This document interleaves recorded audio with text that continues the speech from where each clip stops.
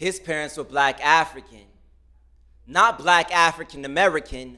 Mama's from Kenya, Pop's from Zimbabwe. Somehow he lacks pigment, no melanin and figment, white skin, blonde hair, blue eyes. His flesh is the evidence. The difference between black and white is as simple as turning your hand over.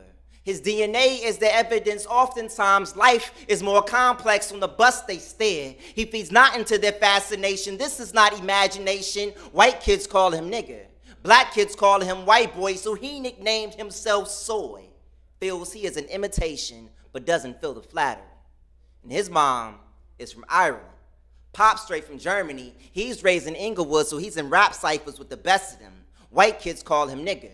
Black kids call him white boy. His friends say that's my nigga. He's the only Caucasian they know that they allowed to return that. And when they shake hands, it sounds like a soul clap. His mom says it at home though. She slams on the coffee table and tells him to pick his pants up and walk like a good white boy. She says you act like a monkey, nigger. So he goes to his room, smokes a bowl, just a silencer, listens to Public Enemy, reads Malcolm X, looks in the mirror, feels quite vexed.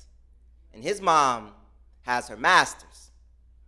Pops works construction though. They're the only black family in this part of the suburbs, and he's damn good on that board. Sponsored by the local skate shop, he has a 4.2 and contemplating Boston College. White kids call him nigger. Black kids call him white boy. He's dark like the shade and smiles like the sun, but every day he has to run. Some white boys, when I heard them, they say that skateboard is not a basketball, Jerome. We're gonna break your legs and then take our sport back. Fatigue from running cyclical, escape ramp won't help him escape that. Black kids don't accept him. They say you talk like a white boy, but he's a good sport though, cause he doesn't lash out, right? He just cuts his arms a little and wears long sleeves. Once we're led by Moses. Now we're just children of the wilderness, wandering the desert with old stories and no remembrance. It's easy to define race. Culture is where it gets complex. This is the story of America and why our sons have a complex. Equal because the law says, although law meant treat us different. Equal because blood says, although skin shows us different. Education a great equalizer. The workforce proves that different. You can have a great melting pot and still have bias burning at the bottom of it. Popes, politicians, and principals preach the nature of land and law, but it doesn't equate to too much when we nurture our prejudices. Peace.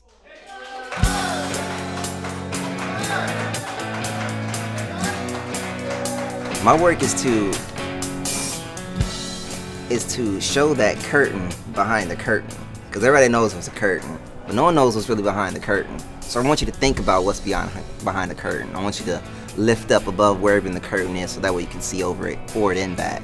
So you can kind of make this kind of process in yourself. So you can look around your world and see this process and everything else. Everything connects. Well, if everything connects, well then we're all connected. And well, if we're all connected, well then we have a responsibility to one another.